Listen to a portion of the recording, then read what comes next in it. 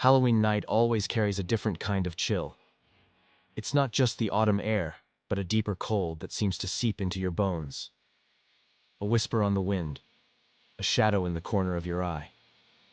They say the veil between worlds thins on this one night. A night when the forgotten stir and the hungry seek their fill. There's an old house on the edge of town, Blackwood Manor. It stands silent and dark, its windows like vacant eyes staring out at nothing. Locals avoid it, spinning tales of its former occupants and their grim fates. But this Halloween, something was different. A faint, almost imperceptible hum seemed to emanate from its decaying walls. It wasn't a sound you heard with your ears, but one that resonated deep within your chest. A strange curiosity, a pull I couldn't explain, drew me closer. The iron gate, usually chained and rusted shut, stood slightly ajar. An invitation, or perhaps a trap. The path was overgrown, the air heavy with the scent of damp earth and something else, something ancient and metallic. The front door, a massive slab of dark wood, creaked open with a sigh as I pushed it. Inside, the darkness was absolute, a living thing that pressed in from all sides. Yet, a faint, phosphorescent glow seemed to guide me deeper into the house. It wasn't dust and decay that greeted me. Instead, I found rooms filled with an unsettling collection. Not furniture, but objects. A child's porcelain doll, its eyes wide and unblinking, sat on a velvet cushion. A tarnished silver locket lay open on a dusty table.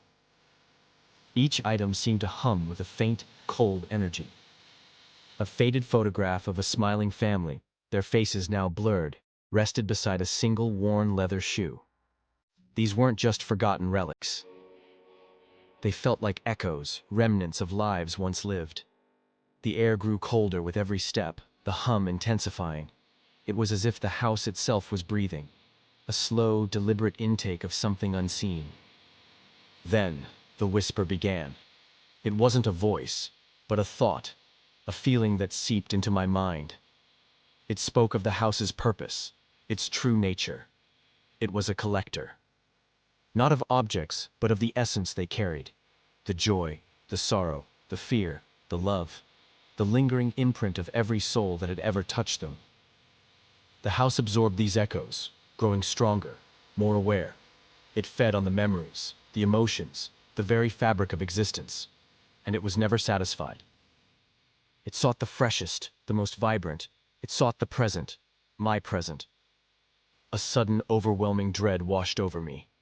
The hum became a roar, a silent scream that vibrated through my bones. The objects around me seemed to pulse with a malevolent light. The doll's eyes seemed to follow me. The locket snapped shut with an audible click.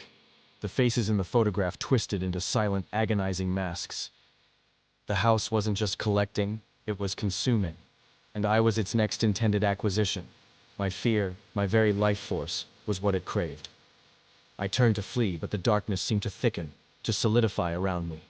It was a physical presence, pressing, pulling, trying to draw me into its cold embrace. With a desperate surge of adrenaline, I stumbled through the oppressive gloom, blindly searching for the door. The whispers turned to a chorus of silent screams, the hum a deafening roar. I burst out into the night, gasping for air, the cold Halloween wind a welcome shock. The gate slammed shut behind me with a resounding clang. I ran, not looking back, the image of Blackwood Manor burning in my mind. I escaped its grasp, but I know it marked me. The chill of that night, the hum, the whisper of the collector, they linger still. And every Halloween when the veil thins, I feel its silent, hungry gaze,